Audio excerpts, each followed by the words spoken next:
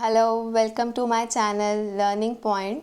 हमने previous video में law of supply तक किया था थ्योरी ऑफ सप्लाई में।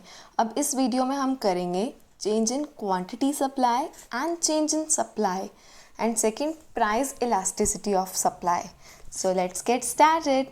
चेंज इन क्वांटिटी सप्लाई वो होता है जब ऑन प्राइस में चेंजेस आते हैं, जिसमें एक्सटेंशन ऑफ सप्लाई होती है एंड कॉन्ट्रैक्शन ऑफ सप्लाई होती है। टेबल देखो, यहाँ पे प्राइस में ही इंक्रीज हुआ तभी क्वांटिटी सप्लाई में इंक्रीज हुआ, मतलब अपने ही प्राइस में इंक्रीज होने से हमारी सप्लाई एक्सटेंशन हुई। यहाँ पे हमारे सप्लाई कर्व में मूवमेंट आ रही है from A point to B point पर मूवमेंट हो रही है लोअर पॉइंट से हायर पॉइंट पर एक ही सप्लाई कर्व में, that is known as extension of supply.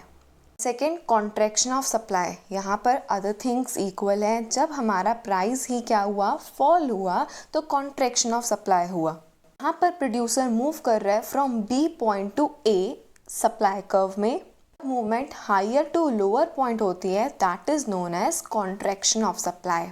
हमारा कंसेप्ट था चेंज इन क्वांटिटी सप्लाई का। नेक्स्ट कंसेप्ट में आते हैं, that is change in supply. यहाँ पे हमारे सप्लाई में चेंजेस आते हैं ड्यू टू अदर फैक्टर्स। यहाँ पर प्राइस हमारा कांस्टेंट है लेकिन सप्लाई में इंक्रीज हो रहा है।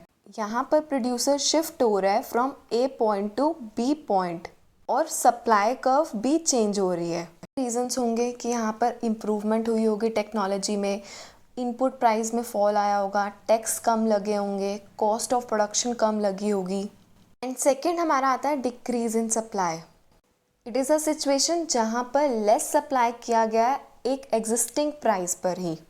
The producer will shift from point A, जो कि ओल्ड सप्लाई कर्व था, to point B, new supply curve में आएगा। There will be a backward shift.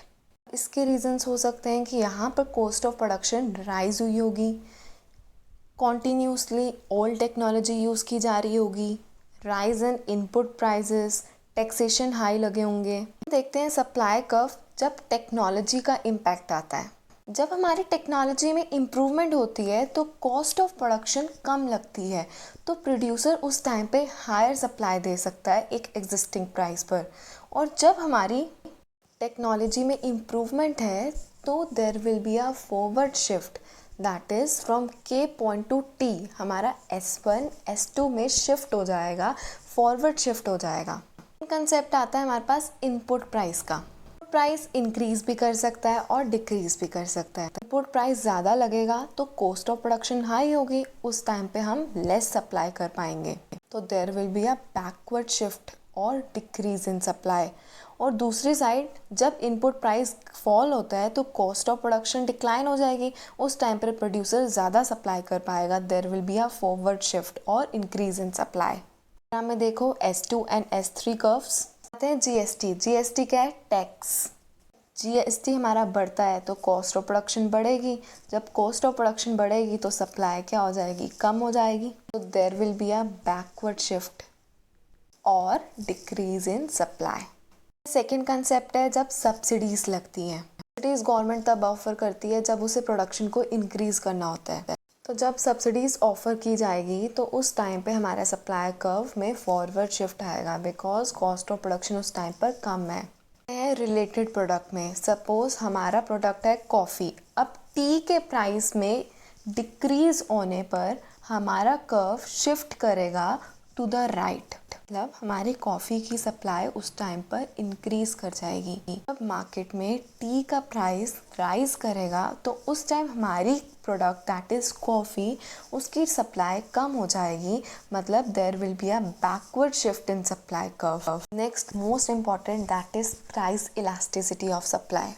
Price elasticity of supply क्या है, जब हमारे ऑन प्राइस में कुछ परसेंट चेंज आता है तो कितना चेंज हमारा क्वांटिटी सप्लाई में आता है उसको मेज़र करना, that is known as price elasticity of supply. Therefore, it is a ratio between percentage change in quantity supply upon percentage change in price of the commodity। पॉलिकली देखो इसका formula कैसे derive हो रहा है, जैसे हमने इलास्टिसिटी ऑफ डिमांड किया था, ये बिल्कुल सेम वैसा ही कंसेप्ट है। इसमें भी डिफरेंट शेप्स होती हैं सप्लाई कर्व की। इलास्टिसिटी ऑफ सप्लाई 0 होती है उस टाइम पर सप्लाई कांस्टेंट होती है, जब इन्फिनिटी होती है उस टाइम पर वो पैरेलल होती है एक्स एक्सिस से। जब वो 1 होती है तो वो एक स्ट्रेट लाइन होती है अपवर्ड स्लोपिंग, शूट करती है ओरिजिन से। इलास्टिक होती है जब ग्रेटर देन 1 होती है, इनइलास्टिक जब लेस देन 1 होती है, यूनिटरी जब 1 होती है। व्हाट आर द फैक्टर्स जो अफेक्ट करते हैं इलास्टिसिटी ऑफ सप्लाई को? Number 1 is nature of input used. ये डिपेंड करती है कि जो इनपुट यूज़ किया गया है प्रोडक्शन के लिए कमोडिटी की, उस पर अगर वो कॉमनली अवेलेबल है तो उस टाइम पे हमारी सप्लाई इलास्टिक होगी। अगर वो कॉमनली अवेलेबल नहीं है तो उस टाइम पे इनइलास्टिक होती है। नेचुरल कॉन्स्ट्रेंट्स पे भी डिपेंड करती है। हम टीक वुड की सप्लाई चाहते हैं, अब उसकी प्लांटेशन के लिए ईयर्स लग जाते हैं, तो उसकी सप्लाई लेस इलास्टिक होगी। Third one is risk taking. Risk ले रहे हैं तो सप्लाई मोर इलास्टिक होगी, अगर रिस्क नहीं ले रहे हैं तो सप्लाई इनइलास्टिक होती है। इस नेचर ऑफ कॉमोडिटी, अगर हमारे गुड्स पेरिशेबल हैं तो उनकी इलास्टिसिटी लेस होगी। बिकॉज जो हमारे पेरिशेबल गुड्स होते हैं उनकी जो लाइफ स्पैन होता है वो शॉर्ट होता है, and durable goods more elastic होंगे। हमारा कॉस्ट ऑफ प्रोडक्शन, अगर कॉस्ट ऑफ प्रोडक्शन इंक्रीज करती है उस टाइम पे सप्लाई हमारी लेस होगी। टाइम फैक्टर, जितना ज़्यादा टाइम होगा उतनी ज़्यादा इलास्टिसिटी होगी। लास्ट वन, अगर हम कॉम्प्लेक्स एक्सपेंसिव टेक्नोलॉजी यूज़ कर रहे हैं तो उस टाइम पे सप्लाई हमारी लेस इलास्टिक होती है, बिकॉज उस टाइम पे हम अपने लेवल ऑफ आउटपुट को चेंज नहीं कर सकते, वो बहुत डिफ़िकल्ट होता है क्योंकि हमारी टेक्नोलॉजी क्या है, कॉम्प्लेक्स नेचर की है। हमारा कंसेप्ट था इलास्टिसिटी ऑफ सप्लाई का। हमारी इलास्टिसिटी ग्रेटर देन 1 है ना, वो अपवर्ड स्लोपिंग होगी, लेकिन वो शूट करेगी वाई एक्सिस से, और जब लेस देन 1 होती है तो वो उस टाइम पे शूट करती है फ्रॉम एक्स एक्सिस से।